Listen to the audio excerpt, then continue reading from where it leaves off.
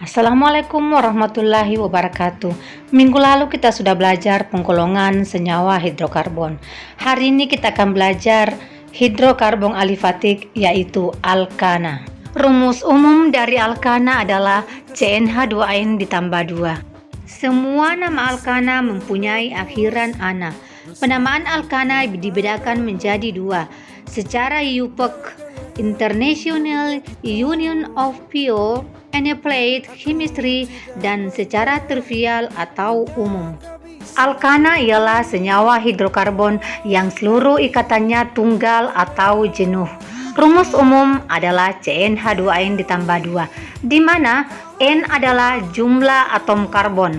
Jika N sama dengan 1, maka rumus molekulnya adalah CH4. Nama alkananya metana. Jika N-nya sama dengan 2, maka rumus molekulnya adalah C2H6. Nama alkananya adalah etana. Jika N-nya sama dengan 3, maka rumus molekul C3H8. Nama propana, sehingga diperoleh deret homolog sebagai berikut. Jika N-nya sama dengan 4, rumus molekul C4H10. Nama butana. Jika N-nya sama dengan 5, maka rumus molekul C5H12. Nama pentana. Jika N-nya sama dengan 6, rumus molekul C6H14. Nama heksana. Jika N-nya sama dengan 7, rumus molekul C7H16. Nama heptana. Jika N-nya sama dengan 8, rumus molekul C8H18. Nama oktana. Jika N-nya sama dengan 9, rumus molekul C9H20. Nama nonana. Jika N-nya sama dengan 10, rumus molekul C10H22. Nama dekana, dan seterusnya. Sebelum lanjut ke tata nama alkana, kita bahas dulu alkil atau cabang. Alkil adalah alkana yang kehilangan satu atom H. Penamaan gugus alkil sesuai dengan nama alkananya, tetapi akhiran ana diganti dengan akhiran il. Contoh, CH4 kehilangan satu atom H menjadi CH3. Metana menjadi metil. Berikutnya C2H6 kehilangan satu atom H menjadi C2H5. Etana menjadi etil. Berikutnya lagi C3H8 propana kehilangan satu atom H menjadi C3H7, namanya menjadi propil. Berikutnya adalah C4H10 kehilangan satu atom H menjadi C4H9 butil, dan seterusnya. Jadi alkil atau cabang ini adalah letaknya di luar rantai utama. Oke, sekarang kita bahas tata nama alkana. Yang pertama, tentukan rantai induk atau rantai utama.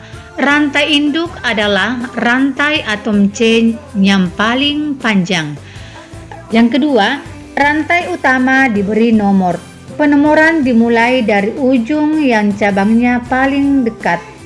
Berikutnya, urutan pemberian nama, nomor cabang, nama cabang, gugus alkil, rantai utama, dan nama induk alkana. Coba perhatikan struktur di samping. Jumlah atom C terpanjang sebanyak 6, berarti nama alkananya heksana. Penomoran dimulai dari kiri. Kenapa? Karena dari kiri adalah nomor yang paling dekat dengan cabang. Coba kita perhatikan, 1, 2, 3 ada cabang. Dari sebelah kanan 1, 2, 3, 4 ada cabang. Berarti penomoran harus dari kiri ke kanan. Pada atom C nomor 3 ada cabang atau alkil. Cabang atau alkil pada nomor 3 adalah metil. Berarti namanya adalah 3 metil heksana. Aturan berikutnya adalah jika terdapat 2 cabang yang sama diberi awalan di. Jika terdapat 3 cabang yang sama diberi awalan tri. Jika terdapat 4 cabang yang sama diberi awalan tetra, dan seterusnya. Perhatikan struktur yang pertama. Rantai atom C terpanjangnya sebanyak 4. Berarti rantai utamanya adalah butana. Penomoran dimulai dari yang paling dekat dengan cabang. Dari struktur di atas, kita lihat bahwa jarak dari kiri dengan kanan adalah sama.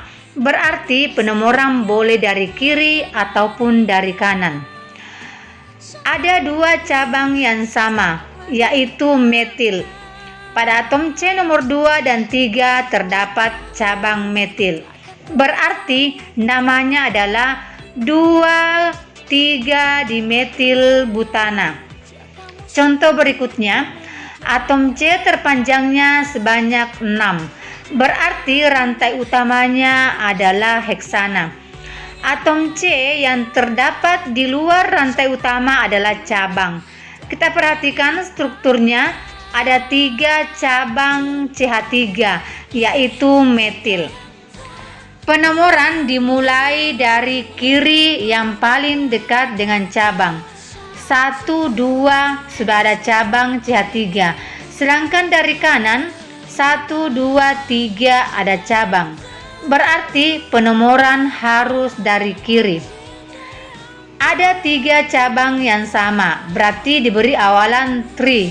Jadi nama struktur yang kedua adalah 2,3,4 trimetil heksana.